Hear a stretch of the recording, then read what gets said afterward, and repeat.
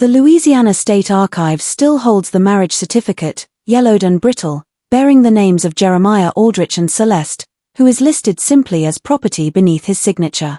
What makes this document so disturbing isn't merely the grotesque nature of the union between a plantation owner and his enslaved cook, but the 13 mysterious deaths that followed in the months after their wedding ceremony in March of 1854. Local newspapers from that era, carefully preserved in private collections, hint at a conspiracy so elaborate and cruel that authorities buried the investigation to protect some of Louisiana's most prominent families. A web of betrayal, revenge, and systematic torture is what the truth behind this forced marriage reveals, shocking even the violence-hardened Antebellum South. Before the story of Jeremiah Aldrich and the hellish fate that awaited him at Willowbrook Plantation continues, make sure to subscribe to our channel and let us know in the comments what state you're listening from. Now, let me take you back to a time when honor meant everything and when a broken trust could destroy a man in ways far worse than death. The events leading to that unholy marriage began 15 years earlier in the murky backwaters of the Mississippi Delta, where fortunes were made in human flesh and blood money flowed as freely as the muddy river itself. The plantation aristocracy that defined Louisiana society in the 1840s was not what Jeremiah Aldrich was born into.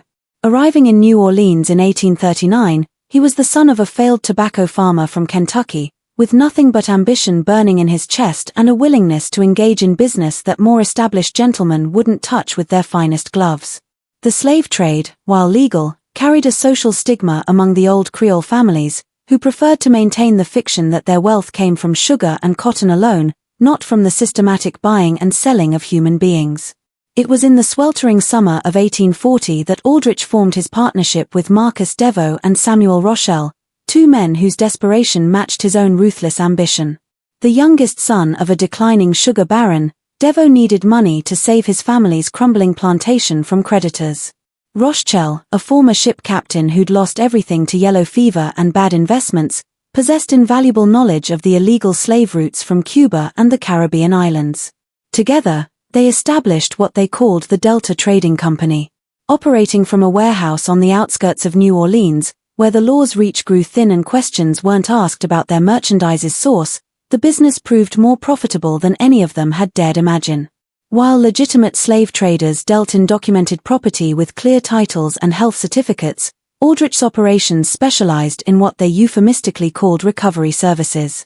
They purchased enslaved people who had escaped from failed plantations, bought kidnapped free blacks from corrupt bounty hunters, and, most lucratively, smuggled fresh captives from illegal ships that still crossed the Atlantic despite the official ban on the international slave trade. Their profit margins were extraordinary because minimal were their operating costs. They cared nothing for the health, housing, or basic humanity of their merchandise. For 3 years, the partnership flourished in the shadows of New Orleans society. Their profits were reinvested into legitimate businesses, buying respectability along with property. Deveau saved his family's plantation and expanded it into one of the most productive sugar operations in St. Charles Parish. A fleet of riverboats was purchased by Rochelle, who became a respected shipping magnate. Aldrich himself acquired Willowbrook Plantation, a modest but profitable cotton operation about 40 miles upriver from New Orleans, complete with a grand colonial mansion that announced his arrival into Louisiana's planter elite. But success bred carelessness, and carelessness attracted attention from people who mattered. In the spring of 1843, word reached them that federal marshals were investigating illegal slave trading operations along the Gulf Coast. Someone had been asking questions about their business, examining shipping records, and, worst of all, interviewing some of their former merchandise who had managed to escape or gain freedom through other means.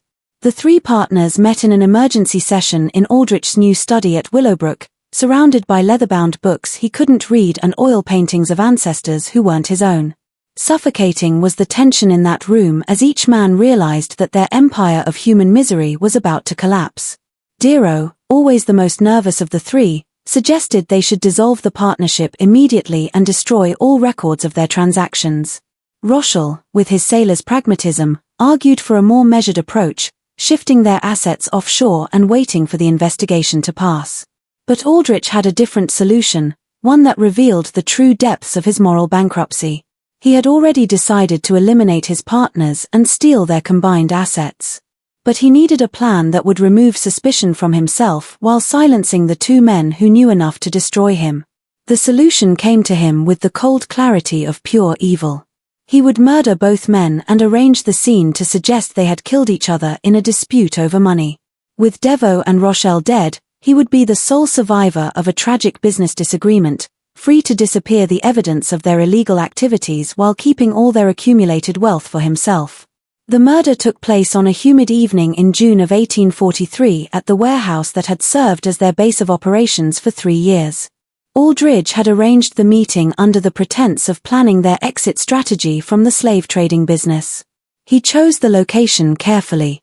The warehouse district was largely abandoned after sunset, and the building itself was scheduled for demolition the following month as the city expanded its commercial port facilities. Arriving early, Aldrich concealed a loaded pistol in his coat and a razor-sharp skinning knife in his boot. Brutally simple was his plan. Shoot Dero first, then stage a knife fight with Rochelle that would end with both men dead and him claiming self-defense. He had even prepared false witnesses, 3 men he'd hired from the docks, who would swear they'd seen Devo and Rel arguing violently earlier that day over missing money from their accounts. When his partners arrived, they found Aldrich already seated at their usual planning table, a bottle of expensive whiskey and 3 glasses arranged between stacks of ledgers and shipping documents. The conversation began normally with Devo reviewing the legal threats they faced and Rochelle outlining a plan to transfer their assets to banks in Havana, where American law couldn't reach them. But as the evening wore on and the whiskey flowed, Aldrich steered the discussion toward their accumulated wealth, specifically the location of the cash reserves they'd hidden in various banks and safe houses around New Orleans. It was Rochelle who first sensed something wrong. The old sailor's instincts, honed by years of dangerous voyages and violent ports, picked up on subtle changes in Aldrich's demeanor. The way his eyes never quite met theirs. How his hand kept drifting toward his coat pocket. The tension in his voice when he asked about their individual account numbers and security arrangements. When Rochelle suggested they postpone the meeting and reconvene the following day with their lawyers present, Aldrich knew his window of opportunity was closing. The violence erupted with shocking suddenness. Aldrich drew his pistol and fired directly into Devo's chest before the younger man could react. The shot echoed through the empty warehouse like thunder, and Devo collapsed backward in his chair, blood spreading across his white shirt as his eyes went wide with shock and betrayal. But Rochelle, despite being caught off guard, proved more resilient than Aldrich had anticipated. The former sea captain overturned the heavy table between them and lunged forward with a broken whiskey bottle, slashing at Aldrich's face and opening a deep gash across his left cheek that would leave a permanent scar. What followed was a desperate struggle that lasted nearly 10 minutes, far longer than Aldrich had planned. Rochelle fought with the fury of a man who understood exactly what was happening and refused to die quietly. They crashed through crates of documents, scattered ledgers across the floor, and left blood trails on every surface as they grappled for control of the knife Aldrich had drawn from his boot. In the end, it was Rel's age that betrayed him. At 53, he simply couldn't match the younger man's strength and endurance. Aldrich finally managed to drive the blade deep into Rochelle's stomach, twisting it upward toward his heart, while the old sailor clawed desperately at his throat. But even as Rochelle died, he managed to gasp out words that would haunt Aldrich for the rest of his life. "My son knows everything. He'll come for you. When he's old enough, he'll make you pay." At the time, Aldrich dismissed these as the delusional ravings of a dying man. He had no idea that Marcus Dero's younger brother, Phipe, had been secretly documenting their illegal activities, or that Samuel Rochelle's 17-year-old son, Henri, possessed detailed knowledge of every transaction, every contact, and every crime the Delta Trading Company had committed over 3 years of operation. Aldrich spent the next 4 hours methodically arranging the crime scene to support his planned story. He placed Devo's body in a position suggesting the man had been shot while reaching for a weapon, then positioned Rochelle nearby with a bloody knife in his hand and defensive wounds that implied a struggle between the two victims. He scattered money around the room to suggest a dispute over finances, damaged the office safe to imply a robbery gone wrong, and even inflicted additional wounds on his own hands and arms to support his claim of being an innocent bystander caught in their violent confrontation. The false witnesses performed exactly as paid, testifying to police that they had seen Devo and Rochelle arguing earlier that evening about missing partnership funds. A corrupt dock worker claimed he'd heard shouting from the warehouse around the time of the murders, followed by gunshots and the sounds of a violent struggle. Most crucially, Aldrich had prepared a convincing explanation for his presence at the scene. He claimed he'd arrived to mediate the dispute between his partners, only to walk into a deadly confrontation that left him fighting for his own life. The New Orleans police, overwhelmed by more pressing crimes and eager to close a case involving 3 relatively respectable businessmen, accepted Aldrich's version of events with minimal investigation. The official report concluded that Devo and Rochelle had killed each other in a business dispute, with Aldrich barely escaping the same fate. Within a week, the warehouse was demolished as planned, destroying any remaining physical evidence of the partnership's illegal activities. With his partners dead and their assets suddenly available for claiming, Aldrich moved quickly to consolidate his newfound wealth. He presented himself as the surviving partner of a legitimate shipping company, producing carefully forged documents that showed Devo and Rochelle had agreed to transfer their shares to him in the event of their deaths. Banks that had been suspicious of 3 unknown men conducting large cash transactions readily accepted the word of a single plantation owner with a documented history of successful cotton production. Over the following months, Aldrich systematically emptied every account, safe deposit box, and hidden cash that had belonged to his murdered partners. He estimated the total value at nearly $40,000, a fortune that would be worth over $1 million in today's currency. More importantly, he had eliminated the only 2 people who could connect him to the Delta Trading Company's illegal operations, leaving him free to reinvent himself as a respectable member of Louisiana society. But Aldrich had made a fatal miscalculation. In his obsessive focus on immediate threats and financial opportunities, he had completely ignored the families of the men he had murdered. Specifically, he had failed to consider that both Marcus Devo and Samuel Rochelle had younger relatives who would soon learn the truth about their deaths, and who would spend the next decade carefully, methodically, patiently planning a revenge so elaborate and devastating that death would seem like mercy compared to what they had in store for him. Philippe Devo was 22 years old when his brother Marcus was murdered. And unlike the older Devo men who had always prioritized immediate gratification over long-term planning, Phipe possessed a calculating intelligence that made him far more dangerous than Aldrich ever imagined.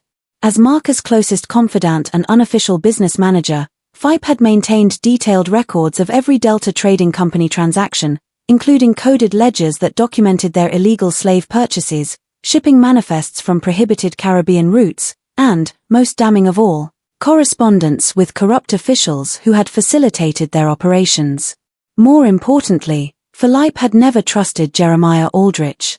Something about the Kentucky newcomer's eagerness to engage in the most brutal aspects of their business had struck Phipe as excessive, even by the standards of men who trafficked in human flesh. He had begun investigating Aldrich's background months before the murders, discovering inconsistencies in his stated history and financial irregularities that suggested far more complex motivations than simple greed. When news of Marcus's death reached Philippe at the family's struggling plantation, his first reaction wasn't grief, but cold, calculating fury. The official story made no sense to anyone who actually knew the 3 partners. Marcus, while desperate for money, was fundamentally cautious and would never have confronted Samuel Rochelle in a violent manner. Rochelle, despite his rough sailor's background, was a methodical businessman who resolved disputes through negotiation, not knife fights. But most telling of all, Aldrich's account of the evening contained details that Philippe knew to be false, including references to money and accounts that had already been moved to different locations weeks earlier. Within days of the funeral, Philippe began his own investigation into the warehouse murders. Using contacts from his brother's business network, he interviewed dock workers, examined shipping records, and even bribed police officers to review the official evidence. What he discovered confirmed his worst suspicions. The crime scene had been carefully staged. The witnesses had been paid to lie, and several crucial pieces of evidence had been deliberately overlooked or destroyed. Most importantly, he learned that Aldrich had begun accessing his murdered partner's financial assets within hours of their deaths, suggesting a level of preparation that contradicted his claim of being an innocent bystander. Meanwhile, Henry Rochelle was conducting his own investigation from a very different angle. At 24, Samuel's son possessed his father's maritime connections, but combined them with a formal education in law and business that made him uniquely qualified to trace the financial aspects of the murders. Henri had spent several years working in New Orleans banks and shipping companies, building relationships with clerks, managers, and officials who could provide information that Philip's more direct approach might miss. Henri's investigation revealed the true scope of Aldrich's theft. By carefully examining bank records, shipping manifests, and property transfers, he documented how the murderer had systematically looted every asset belonging to the Delta Trading Company partnership. Henri calculated that Aldrich had stolen over $60,000 in cash, property, and business investments, wealth that represented years of illegal but profitable operations built on the suffering of hundreds of enslaved human beings. But what made Henri truly dangerous was his understanding of how Louisiana's financial and legal systems actually worked. Unlike Phipe, who was focused on proving Aldrich's guilt through direct evidence, Henry realized that a more effective approach would be to use Aldrich's own greed against him. Instead of seeking immediate justice through the corrupt court system, Henry began developing a plan to systematically destroy Aldrich's financial foundation, leaving him vulnerable to the same kind of betrayal and violence he had inflicted on others. The two young men met for the first time in the fall of 1844, more than a year after their relatives' murders. The meeting took place at a discreet restaurant in the French Quarter, where Philippe had arranged to share his evidence with Henry in hopes of coordinating their individual investigations. What neither man expected was how perfectly their different skills and resources complemented each other, or how completely their shared desire for justice would consume the next decade of their lives. By the spring of 1845, Philippe Deveau and Henri Rochelle had transformed their individual quests for justice into something far more sophisticated and dangerous, a carefully coordinated conspiracy designed to destroy Jeremiah Aldrich through the same methods he had used to murder their relatives: betrayal, financial manipulation, and ultimately violence disguised as legitimate business. But unlike Aldrich's impulsive brutality, their approach would be methodical, patient, and absolutely devastating in its thoroughness. The first phase of their plan focused on infiltrating Aldrich's social and business networks. Philippe, using his family's remaining connections in Louisiana society, began frequenting the same gentlemen's clubs, political gatherings, and social events where Aldrich was establishing himself as a respectable planter. His goal wasn't to confront his brother's killer directly, but to study the man's habits, weaknesses, and, most importantly, his financial vulnerabilities. Philippe was blessed with his late brother's charm and social skills, and within months he had positioned himself as one of Aldrich's casual acquaintances, someone trustworthy enough to share drinks with, but not significant enough to be considered a threat. Meanwhile, Henri was using his banking connections to trace every aspect of Aldrich's financial empire. He discovered that the plantation owner's apparent wealth was built on a foundation of risky investments, leveraged loans, and business ventures that generated impressive short-term profits but created long-term liabilities. Most crucially, Henry learned that Aldrich had developed a serious gambling problem, regularly losing thousands of dollars in high-stakes poker games and horse racing bets that he funded through increasingly desperate borrowing against his plantation's future crops. The gambling addiction gave them the perfect opening for their revenge. By 1848, Henri had secured employment with the First National Bank of New Orleans, the institution that held the primary mortgage on Willowbrook Plantation. From this position, he was able to subtly manipulate Aldrich's credit arrangements, ensuring that loan renewals came with slightly higher interest rates, that payment schedules were structured to create cash flow problems during critical planting seasons, and that the plantation owner was gradually pushed toward the kind of financial desperation that made men vulnerable to manipulation. Simultaneously, Philippe had cultivated relationships with several of New Orleans' most notorious gambling operators, men who ran high-stakes games where fortunes could be won or lost in a single evening. Through carefully placed bribes and promises of future favors, Phipe arranged for Aldrich to be invited to increasingly expensive games where the stakes were higher, and the other players were secretly working together to ensure that the plantation owner would lose far more than he could afford. The beauty of their approach was its patience and subtlety.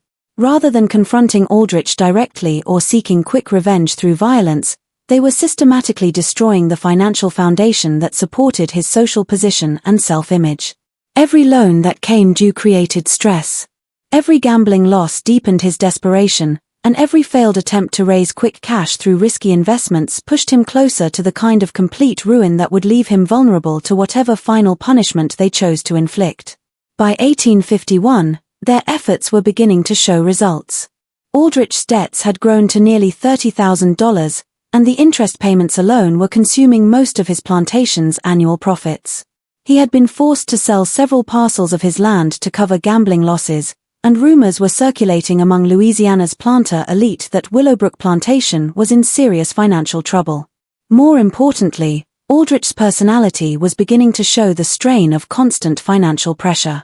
He had become short-tempered, suspicious of his neighbors' motives, and increasingly desperate in his attempts to find new sources of income. But Philippe and Dree were not content with mere financial ruin. Their ultimate goal was to subject Aldrich to the same kind of humiliation and terror that their murdered relatives had experienced in their final moments. They wanted him to understand that his prosperity had been built on blood, that his respectability was a fiction, and that justice had finally found him, despite all his careful planning and brutal efficiency. The final phase of their revenge would require them to push Aldrich beyond mere financial desperation into a position where he would be forced to accept whatever terms they offered, no matter how degrading or dangerous those terms might be. They needed him to be so completely trapped that death would seem preferable to the alternatives. But they also needed him alive long enough to fully appreciate the sophisticated nature of their vengeance. It was Henri who conceived the idea of using Aldrich's own enslaved people as instruments of his destruction. Every plantation owner lived in constant fear of slave rebellion. And that fear could be exploited by men who understood the psychological dynamics of the master-slave relationship.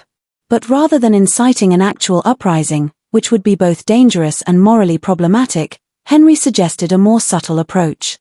They would use Aldrich's marriage to one of his own enslaved people as the ultimate humiliation, a public degradation that would destroy his social standing while leaving him legally powerless to escape the consequences.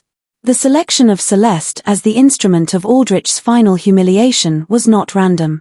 Philippe and Henri had spent months studying every person who lived and worked at Willowbrook Plantation, looking for someone whose forced marriage to their target would create the maximum possible social damage, while also providing them with a reliable means of controlling Aldrich's ultimate fate. Celeste met all their requirements perfectly, but for reasons that went far deeper than her physical appearance or social status. At 38 years old, Celeste was indeed a large woman, but her size was the least remarkable thing about her from Phipe and Henry's perspective. What made her invaluable to their plans was her intelligence, her complete loyalty to her own survival, and, most importantly, her absolute hatred for Jeremiah Aldrich. Unlike many enslaved people who had learned to hide their true feelings behind masks of compliance, Celeste had never bothered to conceal her contempt for the man who owned her. She performed her duties as head cook efficiently and without complaint, but anyone who observed her carefully could see the cold fury that burned behind her eyes whenever Aldrich was present. Her hatred had deep roots. Celeste had been purchased by Aldrich in 1847 from a failed plantation in Mississippi, where she had been separated from her husband and 3 children who were sold to different owners in different states. The separation was not economically necessary. Aldrich could have afforded to purchase her entire family, but he had chosen to buy only Celeste because he needed an experienced cook and saw no profit in acquiring what he dismissively called unnecessary mouths to feed. When Celeste had begged him to at least purchase her youngest child, a 10-year-old daughter, Aldrich had laughed and told her that he was running a plantation, not an orphanage for colored children. For 7 years, Celeste had endured the daily humiliation of preparing elaborate meals for the man who had destroyed her family, serving him expensive delicacies while she survived on scraps and kitchen leftovers. She had watched him entertain guests with stories of his business successes, knowing that his wealth had been built on stolen money and murdered partners. She had cleaned blood from his clothes when he returned from mysterious nighttime trips, and she had seen him burn documents and letters in the kitchen fireplace during his increasingly desperate attempts to hide evidence of his financial troubles.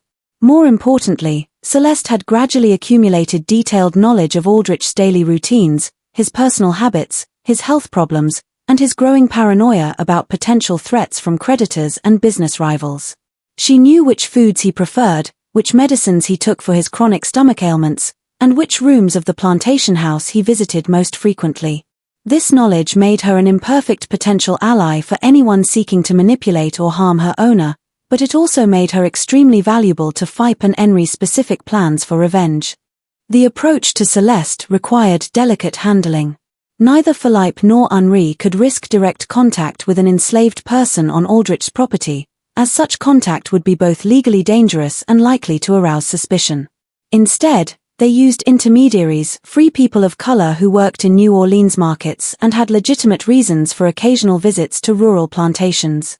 Through these contacts, they gradually established communication with Celeste, initially offering small amounts of money in exchange for information about Aldrich's activities and habits.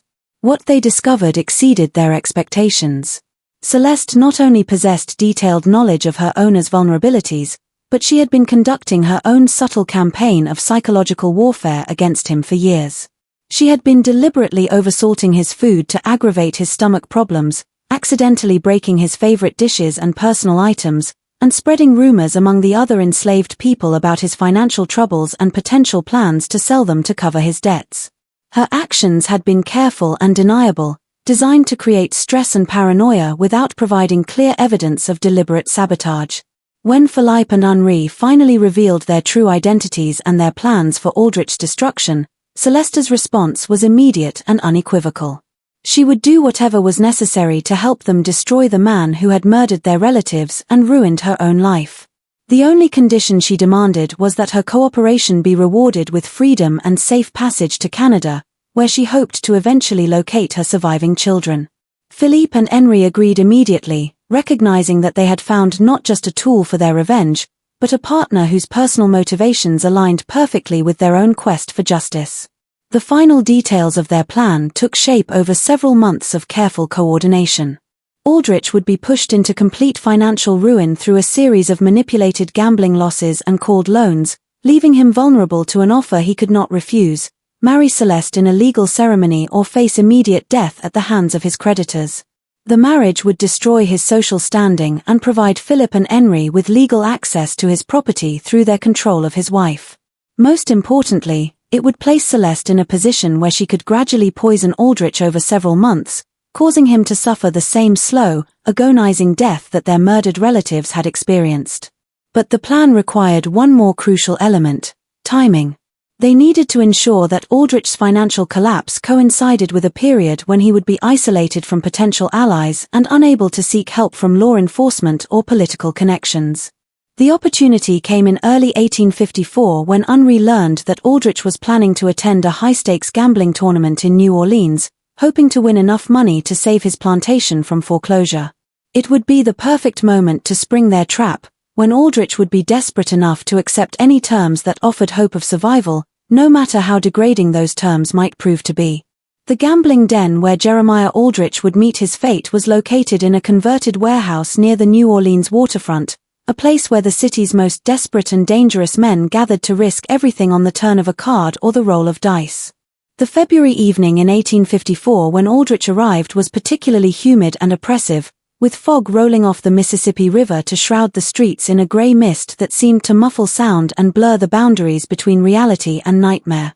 Aldrich entered the den carrying a leather satchel containing $8,000, nearly every liquid asset he could scrape together through the sale of slaves, equipment, and personal property from Willowbrook Plantation. It represented his last desperate attempt to win enough money to satisfy his creditors and save his plantation from foreclosure. What he didn't know was that Philippe Deveau and Henri Rochelle had been carefully orchestrating this moment for months, ensuring that every other player at the high-stakes table would be working together to strip him of his remaining wealth. The game was 5-card stud poker played with stakes that started at $500 per hand and escalated quickly as the evening progressed. Aldrich initially experienced moderate success, winning enough smaller pots to believe that his luck might finally be changing. But as the stakes increased and the alcohol flowed more freely, he began making increasingly reckless bets, driven by a combination of desperation and the false confidence that came from his early wins. By midnight, Aldrich had lost more than half of his stake, but he continued playing with the desperate intensity of a man who understood that this was literally his last chance to save himself from complete ruin. The other players, following Philip's careful instructions, allowed him to win occasional hands to keep him at the table, but gradually increased the pressure until he was betting amounts that represented his entire remaining fortune on single drawers of cards. The final hand began just after 2 o'clock in the morning, when the fog outside had grown so thick that the gaslight from the street lamps barely penetrated the warehouse windows.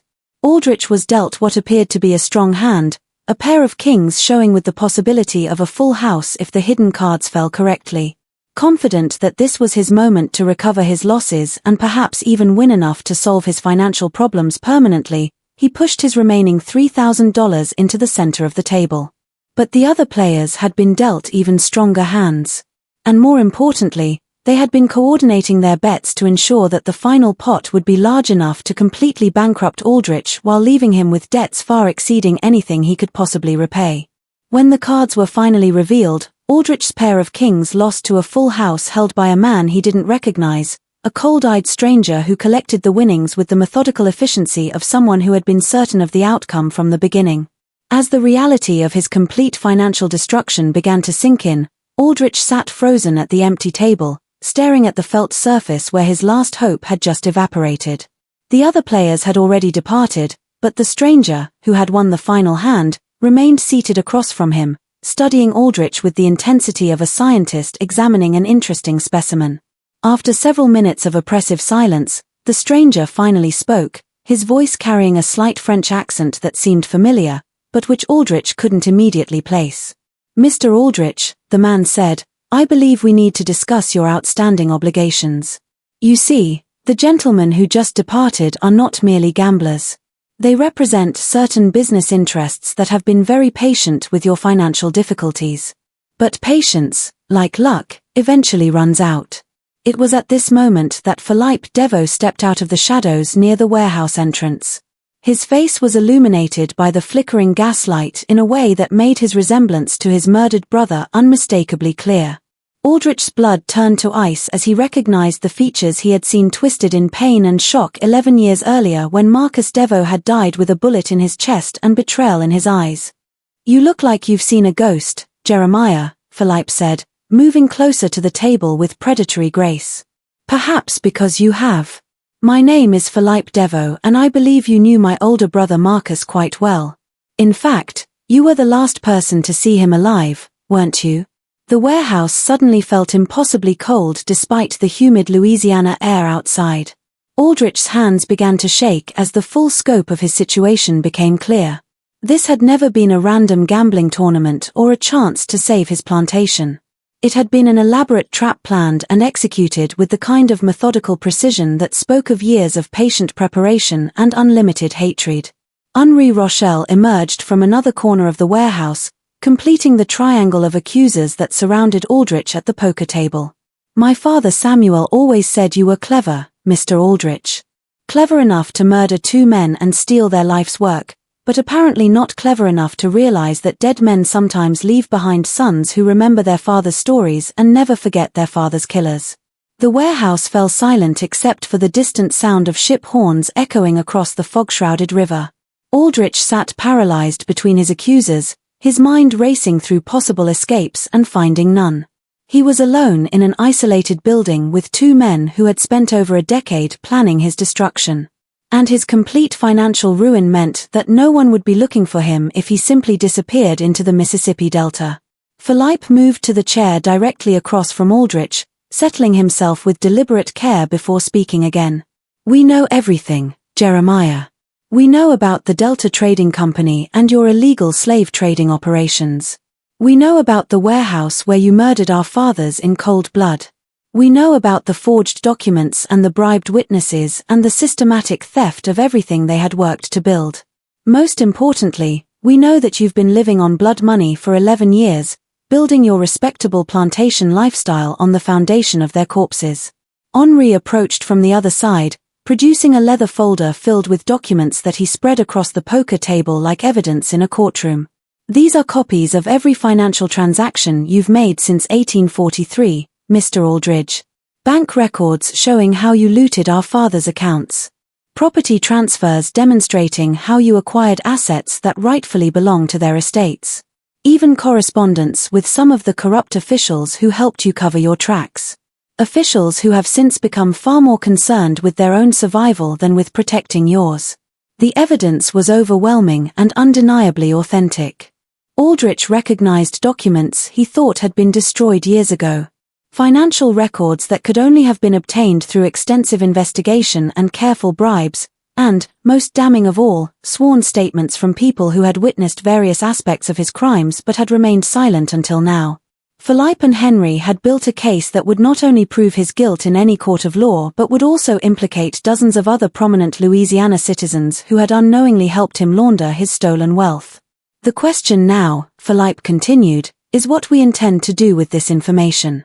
We could turn it over to federal authorities who would be very interested in prosecuting not only you but everyone who helped you integrate stolen money into Louisiana's banking system.